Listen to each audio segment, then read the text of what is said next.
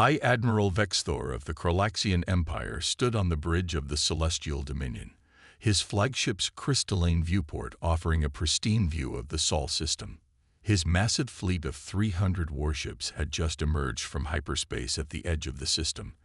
Their arrival meant to inspire awe and submission in yet another primitive civilization. The Krolaxians had perfected this approach over millennia. Arrive with overwhelming force, demonstrate superior technology, and offer protection in exchange for resources and allegiance.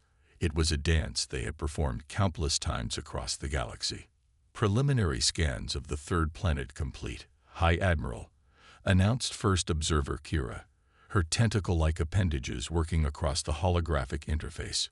We detect approximately 500 artificial satellites in orbit, 2 small stations near their moon, and several research outposts on the fourth planet.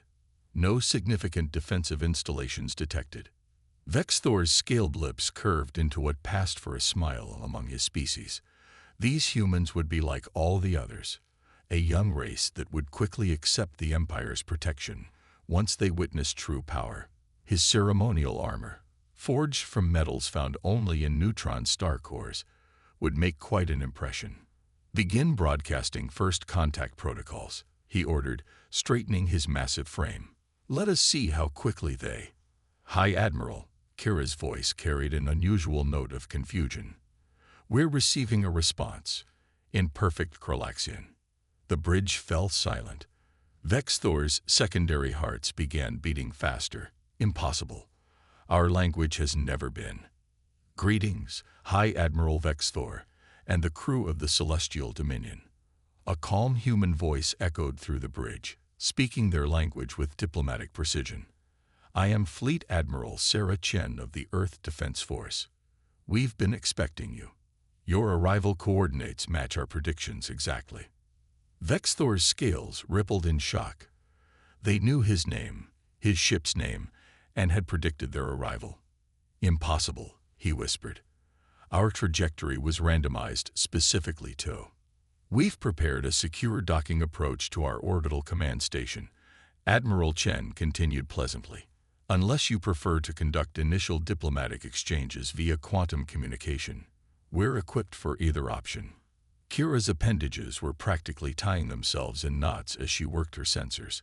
"High Admiral, I'm detecting no panic in their population centers, no military mobilization, no elevated stress signatures. It's as if our arrival is routine." Vexthor felt his carefully prepared script crumbling. Young civilizations were supposed to be awed, frightened, or at least surprised by first contact. These humans sounded like they were greeting expected dinner guests. "A small delegation would be welcome," he replied, trying to maintain his diplomatic poise. "Though our scans indicate your orbital facilities are rather limited in size." A soft chuckle came through the communication channel. "Oh, don't worry about that, High Admiral. The station is perfectly equipped to host your standard diplomatic party of 12 members. We've already adjusted the atmospheric mixture in the conference module to match Krolaxian homeworld preferences. Will you require any specific dietary accommodations? We've prepared both traditional Krolaxian protein structures and some Earth delicacies we think you might enjoy." Vexthor exchanged glances with his command staff. They hadn't transmitted any information about their biological needs or diplomatic protocols. Yet these humans knew everything: their language, their breathing requirements, their traditional delegation size, even their dietary preferences. What his sensors couldn't detect, hidden behind quantum camouflage fields of unprecedented sophistication, was the vast network of defense platforms tracking his every ship. The massive fleet of Earth vessels concealed in dimensional pocket space around Jupiter. The fact that humanity had been studying the Krolaxians for decades through stealth observers that even the Empire's best detection systems had never noticed. As far as Vexthor knew, he was about to meet a promising young civilization. The humans were content to maintain that illusion. For now. The delegation's shuttle approached what appeared to be a modest space station, its solar arrays glinting in Earth's sunlight. Yet something about the facility nagged at Vexthor's tactical instincts. The docking protocols were flawless, matching their advanced vessel's systems with suspicious precision. The station's power signature was oddly muted, as if being deliberately masked. Admiral Chen waited in the reception area, her uniform crisp and unadorned, except for a small golden pin shaped like Earth's continents. 5 other humans stood with her, their posture relaxed but alert. Vex Thor noted with growing unease that they showed none of the wide-eyed wonder or barely concealed fear he'd seen in other first contact scenarios. Instead, they carried themselves with the quiet confidence of a species that had seen it all before. As they moved to the conference room, a surprisingly spacious module with a large viewport facing Earth, Vex Thor noticed that everything was indeed perfect. The atmospheric controls matched Krolaxian standards exactly, the gravity was calibrated to their homeworld, and even the seats were designed for their unique physiology. The High Admiral activated his holographic projector, determined to proceed with his prepared demonstration.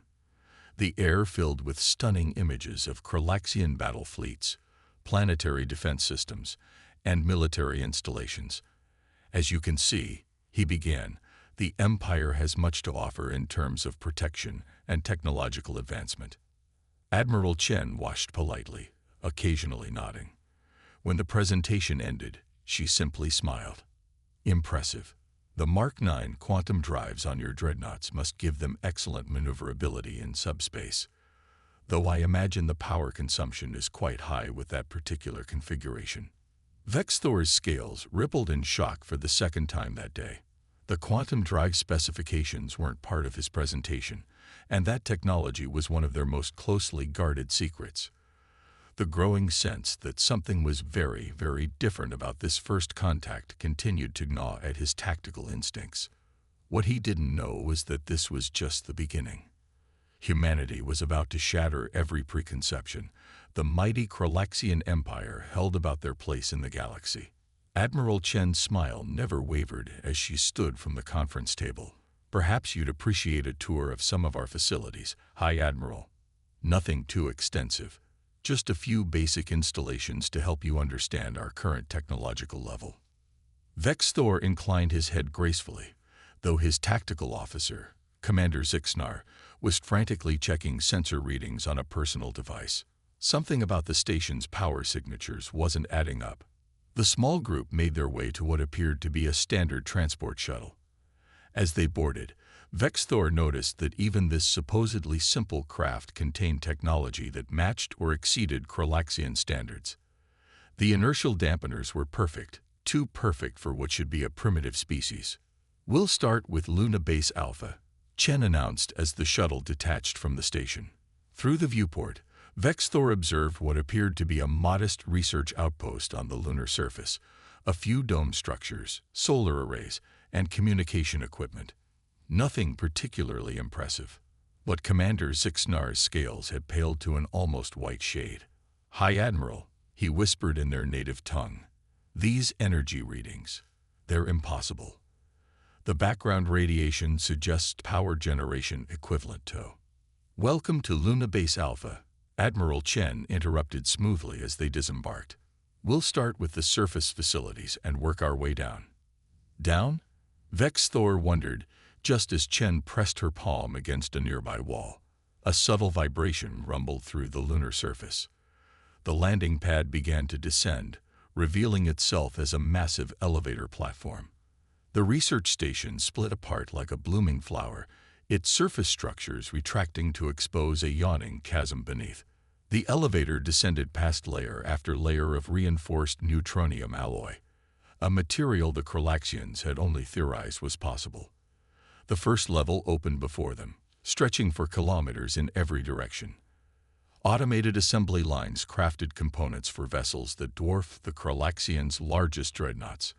Quantum forges pulsed with controlled power, shaping exotic materials into hull plates and weapon systems. "This is our light manufacturing section," Chen explained casually, mainly focused on destroyer-class vessels and automated defense platforms. Nothing too elaborate. Vex Thor struggled to maintain his composure. A single production line was outputting more firepower than his entire fleet could bring to bear, and this was supposedly their light manufacturing. They descended further. Each level revealed new wonders. Antimatter containment facilities that made the Kralaxian power plants look like children's toys, AI cores that coordinated vast networks of autonomous defense systems, and shipyards that seemed to bend space itself around their construction base. How? Vexthor finally managed, watching a capital ship take shape in a quantum forge. Our sensors detected none of this. Quantum camouflage, Chen replied. The same technology that's currently hiding roughly 80% of our orbital defense grid. We find it useful to maintain a certain discretion about our military capabilities. The elevator continued its descent. Vexthor's delegation watched in stunned silence as they passed level after level, each more impressive than the last. Training facilities where powered armor units practiced maneuvers in artificial gravity fields. Weapon testing ranges where experimental systems demonstrated their devastating potential against targets made of materials the Kralaxians considered indestructible. This docility, Zixnar noted, checking his instruments with trembling appendages, it draws more power than our entire home system. Oh, this is just one of our smaller bases, Chen mentioned offhandedly. Luna Base Beta on the far side handles our heavy capital ship production. Gamma through Lambda focus on research and development. The rest are specialized facilities for various military applications.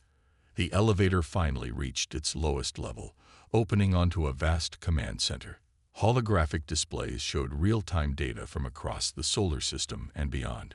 Vexthor froze as he recognized star charts of Kralaxian territory, detailed scans that should have been impossible to obtain without detection.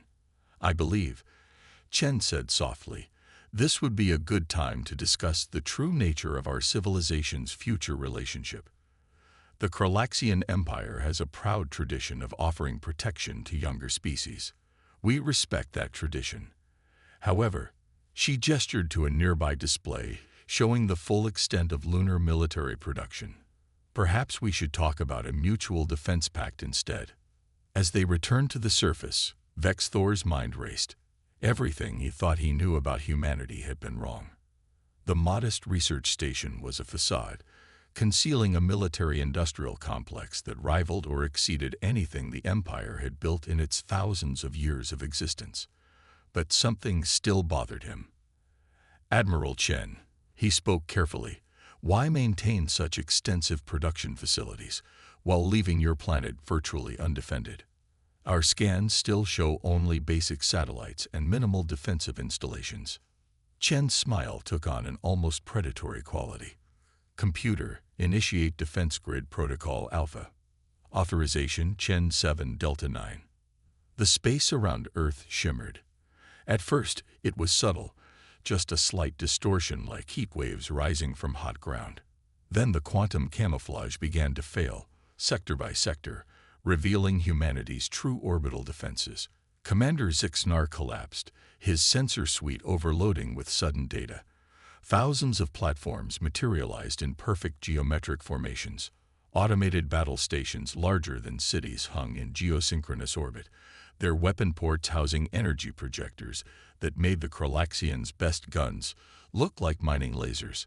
Swarms of drone carriers released clouds of autonomous fighters, their neural networks linking them into a single vast combat intelligence. How many? Vexthor whispered, his voice hoarse. The visible ones, Chen replied casually. About 15,000 major platforms and roughly 1 million autonomous units. Of course, those are just the ones we're showing you. The mighty High Admiral of the Kralaxian Empire, veteran of 100 campaigns, felt something he hadn't experienced in decades. Fear. They hadn't discovered a primitive civilization to protect. They had awakened the sleeping giant. The conference room aboard Orbital Command Station Alpha felt different now. High Admiral Vexthor sat across from Admiral Chen, his previous confidence replaced by careful consideration.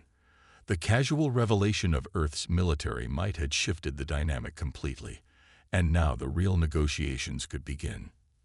I must admit, Vexthor began, his scaled hands clasped before him. "We seem to have made some incorrect assumptions about Earth.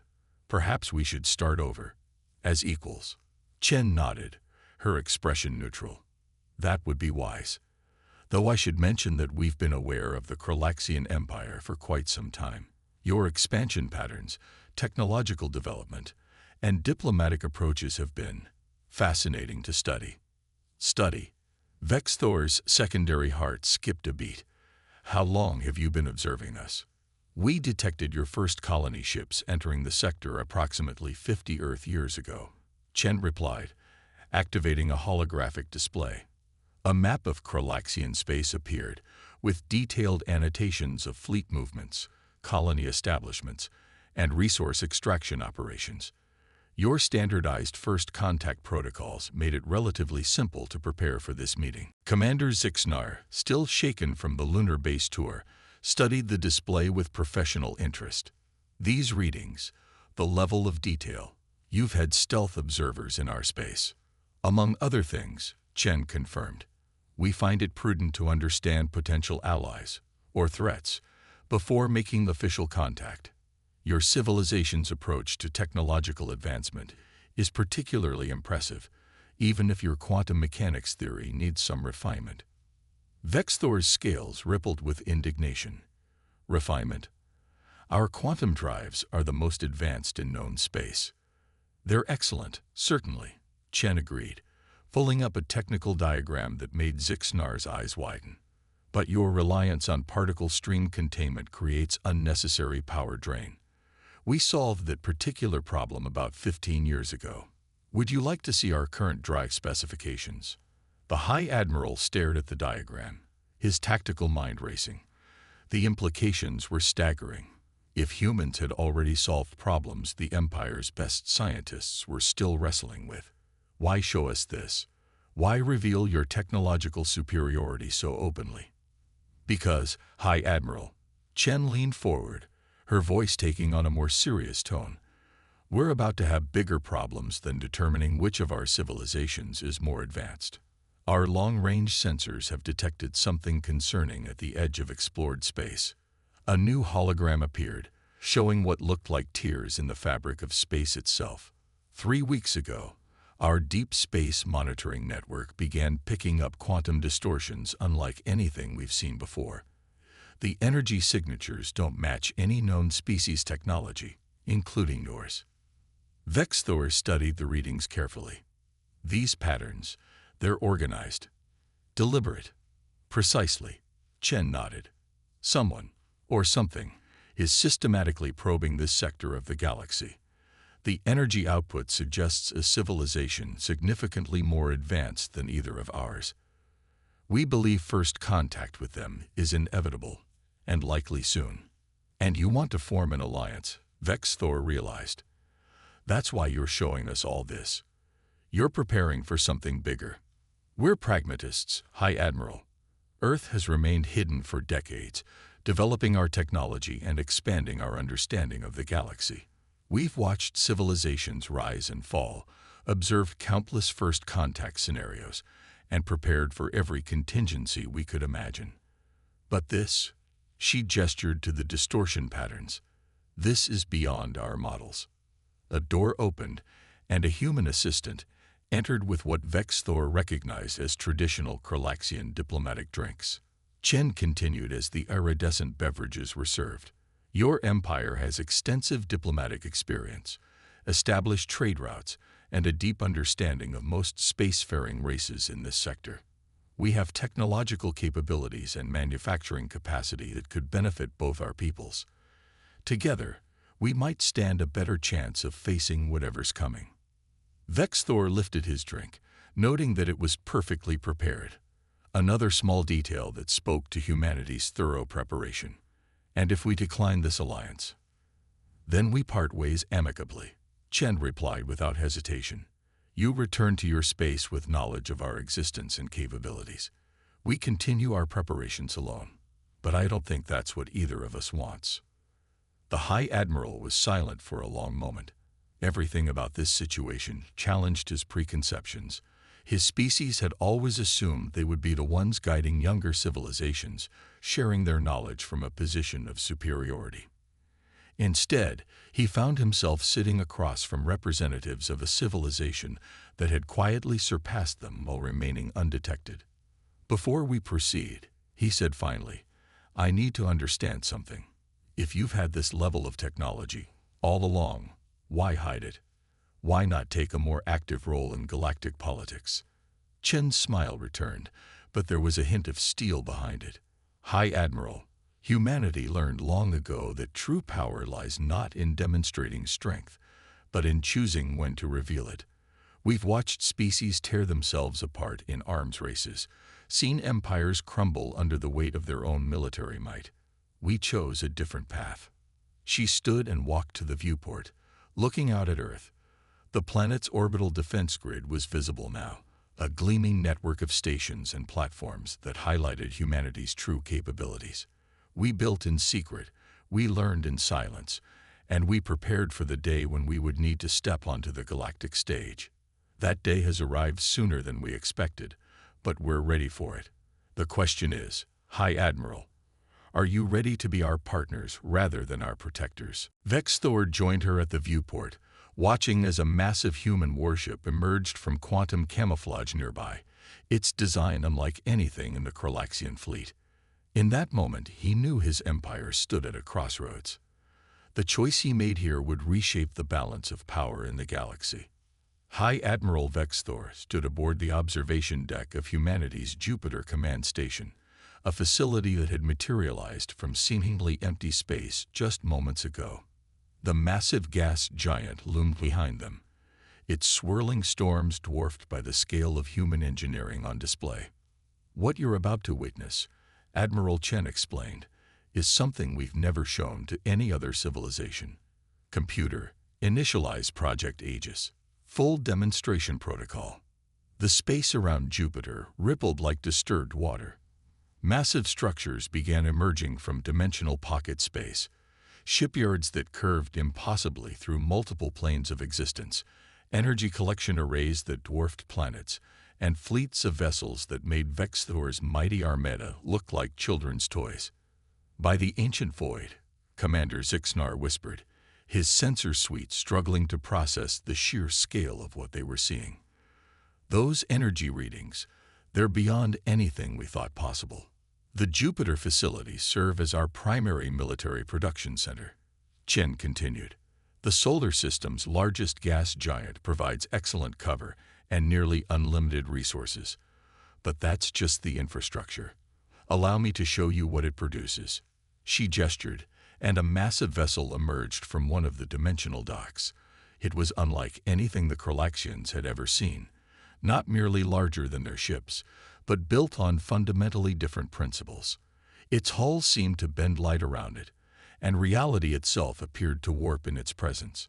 "The Hyperion-class dimensional dreadnought," Chen said with evident pride, "capable of manipulating space-time itself as both weapon and defense. We currently have a fleet of 50, with another 30 under construction." This technology, Vex Thor managed, his tactical mind reeling at the implications. "It violates several laws of physics we thought were immutable." "Your understanding of physics is excellent, High Admiral, but incomplete. Humanity discovered several decades ago that what you call immutable laws are more like guidelines. The universe is far stranger than anyone imagined." As if to demonstrate her point, one of the Hyperion vessels activated its main drive. Space folded around it like paper, and the massive ship simply ceased to exist, reappearing instantly on the other side of Jupiter. "Controlled quantum tunneling on a macro scale," Chen explained. "No hyperspace, no wormholes, just direct manipulation of space-time. Of course, that's just one of its more basic capabilities." The demonstration continued. Vex Thor watched as human ships demonstrated weapons that could erase matter from existence, shields that redirected entire spectrums of energy, and propulsion systems that treated gravity like a suggestion rather than a law. "Your earlier question about why we remained hidden," Chen said, turning to face the High Admiral. "This is part of the answer. Humanity learned long ago that revealing too much technology too quickly tends to destabilize galactic politics. We've observed 17 different civilizations to destroy themselves in arms races after acquiring technologies they weren't ready for. A holographic display activated, showing a map of known space with countless points of light representing various civilizations. We've been monitoring all of them, learning from their mistakes and successes. The Kralaxian Empire's relatively stable expansion caught our attention early on. You've managed your growth well, integrated new technologies responsibly. And yet, Vexthor noted, his voice heavy with realization, we're centuries behind you. In some areas, Chen agreed, but ahead in others. Your social integration protocols for new species are fascinating. Your cultural preservation initiatives for client races are more advanced than anything we've developed. We believe our civilizations could complement each other well. The display shifted, showing the quantum distortions at the edge of known space. They had grown larger, more organized. But as I mentioned earlier, we may not have the luxury of time for a gradual alliance. Whatever's causing these distortions, it's getting closer. A new ship emerged from the dimensional docks, even larger than the Hyperion. Its very presence seemed to distort the fabric of reality, and Vexthor's scales tingled with some energy he couldn't identify. The Prometheus class, Chen said quietly. Our latest development. A ship capable of manipulating the quantum substrate of reality itself. We've built exactly one, and its power requirements are problematic. But it represents humanity's response to these distortions. We know something's coming, High Admiral. Something that might challenge even our level of technology. Vexthor watched as the Prometheus demonstrated its capabilities, literally rewriting the laws of physics in a localized area of space. His empire's most powerful weapons would be useless against such technology. Their strongest shields would offer no protection. The realization hit him like a physical blow. Humanity hadn't revealed all this just to impress them. This was a preview of what they might face. The choice before you was simple, Chen continued. We can formalize an alliance now, begin sharing technology, and preparing together for whatever's approaching. Or you can return to your empire, knowing what you've seen but unable to defend against it. We'll respect either decision. And if we chose to become hostile? Vexthor asked, though they both knew it wasn't a real question. Chen smiled sadly. High Admiral, if we wanted to be hostile, this conversation wouldn't be happening. The quantum disruption field surrounding your entire fleet has been active since you entered the system. Your ships haven't actually been capable of offensive action for the past 6 hours. Zixnar frantically checked his instruments, his scales paling again. She's right, he whispered. All weapons systems are. They're not just offline, they literally cannot function within current local physics. Vexthor stared out at the massive display of human military might, at technology so advanced it bordered on magic, and made his decision.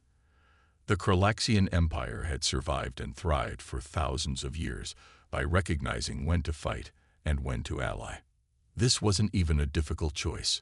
I believe, he said carefully, we should discuss the specific terms of this alliance, and perhaps you could tell us more about these distortions you've detected. Chen nodded approvingly. I was hoping you'd say that. There's something else we've detected that you need to see, something that makes everything I've shown you so far look primitive in comparison. The Prometheus-class vessel hung in space like a tear in reality itself, its presence a constant reminder of humanity's incredible technological achievements. But High Admiral Vexthor's attention was focused on the holographic display before him, showing something far more concerning than even that reality-bending ship. We detected the first anomaly 3 months ago, Admiral Chen explained, manipulating the display to show a region of space far beyond known territories. At first, we thought it was a natural phenomenon, a quantum fluctuation on an unusual scale. Then we noticed the pattern. The display zoomed in, showing what appeared to be systematic tiers in spacetime, arranged in a massive geometric pattern spanning several light years. These aren't random distortions, Chen continued. They're probe points. Something is systematically testing the fabric of our reality. Testing for what? Vexthor asked, his tactical mind already racing through possibilities. We believe they're looking for weaknesses, Shen replied, her voice grave. Points where the barriers between dimensions are thinner. Our analysis suggests whatever's causing these distortions exists in a higher dimensional plane than our own. Commander Zixnar, who had been quietly analyzing the data, looked up with alarm. These energy readings, they're orders of magnitude beyond even your Prometheus-class vessel. Correct, Chen nodded. Which is why we're sharing this with you now. Humanity has advanced far beyond what most civilizations would consider possible, but this, she gestured at the display. This suggests we're about to encounter something that makes us look primitive by comparison. The hologram shifted, showing a time-lapse of the distortion's spread. The pattern was clear. They were moving methodically through space, section by section, approaching known civilization. We estimate first contact with whatever's causing this will occur within 2 years, Chen continued. Maybe less. Humanity has spent decades preparing for various extinction-level threats, but this is beyond our original models. We need allies. Not subjects, not protectorates. True allies who can think differently than we do. Vexthor studied the data carefully. The Kralaxian Empire has extensive experience with multi-species coordination. Our diplomatic corps is the most sophisticated in known space. Exactly. Chen smiled. Your empire's greatest strength isn't your technology. It's your ability to unite diverse species toward common goals. That's something humanity has struggled with, despite our technological advancement. She waved her hand, and the hologram shifted to show various human military installations across their solar system. We can offer you technology, manufacturing capabilities, and defensive systems beyond anything you've imagined. In return, we need your diplomatic expertise, your established networks, and your experience in coordinating multiple species. A true partnership, Vexthor mused, beginning to understand. Not the protectorate relationship we originally intended. The galaxy is about to change, High Admiral. Whatever's coming, it will affect all of us. Humanity chose to remain hidden while we developed our technology because we saw how destructive rapid advancement could be. But now, she paused, looking out at the massive shipyards surrounding Jupiter. Now we need to share what we've learned, and quickly. Your empire's stable political structure and diplomatic experience could help prevent the chaos that usually comes with such rapid technological exchange. A signal chimed, and a new hologram appeared. More distortions, closer this time. Chen's expression darkened. They're accelerating their survey pattern. We may have less time than we thought. Vexthor stood, his decision made. The Empire had survived for thousands of years by adapting to new situations, by recognizing when to lead and when to learn. The Kralaxian Empire accepts your proposal for alliance, Admiral Chen. I assume you already have a comprehensive integration plan prepared. Chen's smile returned. Of course. We've had it ready since we first detected your fleet entering the sector. She activated another hologram, this one showing a detailed timeline for technology sharing, diplomatic integration, and military coordination. Shall we begin? As the two leaders began discussing the specifics of their alliance, a massive shape emerged from dimensional storage near Jupiter. It was a shipyard unlike anything seen before, large enough to construct vessels that could dwarf entire fleets. That, Chen explained, noting Vexthor's attention, is Project Olympus, a collaborative shipyard designed to combine human technology with Kralaxian engineering principles. It will be our first joint venture, assuming you approve, of course. Vexthor watched as the impossible structure took shape, its very existence challenging everything he thought he knew about physics and engineering. Just days ago, he had arrived in this system expecting to find a primitive civilization in need of protection. Instead, he had found something far more valuable. Allies powerful enough to face the coming storm, yet wise enough to know they couldn't face it alone. "We have much to learn from each other," he said finally, "and it seems we have very little time to do so." "Welcome to the future, High Admiral," Chen replied, as both human and Kralaxian ships began moving into formation around the massive new shipyard. "Let's hope we've all learned enough to survive it." In the depths of space, far beyond known territory, the geometric pattern of distortions continued to spread. Whatever was coming would find something unexpected. Not isolated civilizations ripe for conquest, but a unified force combining humanity's incredible technology with the Kralaxian Empire's diplomatic and organizational expertise. The galaxy was about to change, and for once, its inhabitants would face the change together.